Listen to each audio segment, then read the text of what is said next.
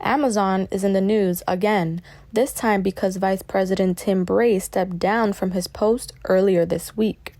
After his departure, he wrote a blog post titled By Amazon, which detailed that he, quote, snapped, stating that he escalated through the proper channels and by the book, and that remaining the VP would mean signing off on actions he despised.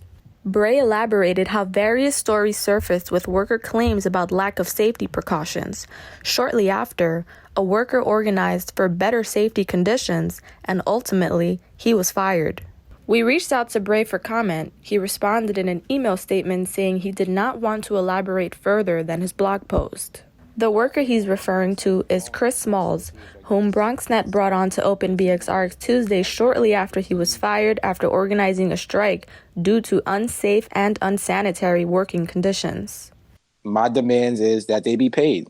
Everybody should be paid for the time they had to take off for the entire month. And all we really wanted was the building to be closed down and sanitized.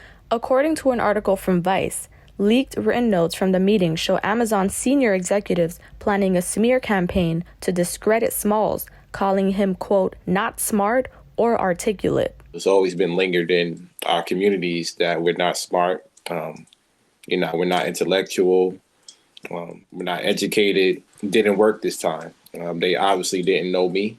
They still don't know me. And my response to that is, thank you. Because now we all know what type of people they are, what type of people Jeff Bezos have around him. And they gave me the motivation that I need to continue doing what I'm doing. In the blog, Bray goes on to discuss how race and gender played a factor in many employee firings. Courtney Bowden, Gerald Bryson, Marin Costa, Emily Cunningham, Bashir Muhammad, and Chris Smalls.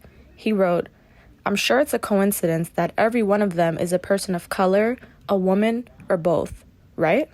Although Bray refused to confirm or deny Smalls' story to us, Smalls says he has received verbal support from Bray. I spoke to the guy, Tim, he's a good guy, and he told me he's supportive, so, I feel good about it. Amazon declined to comment.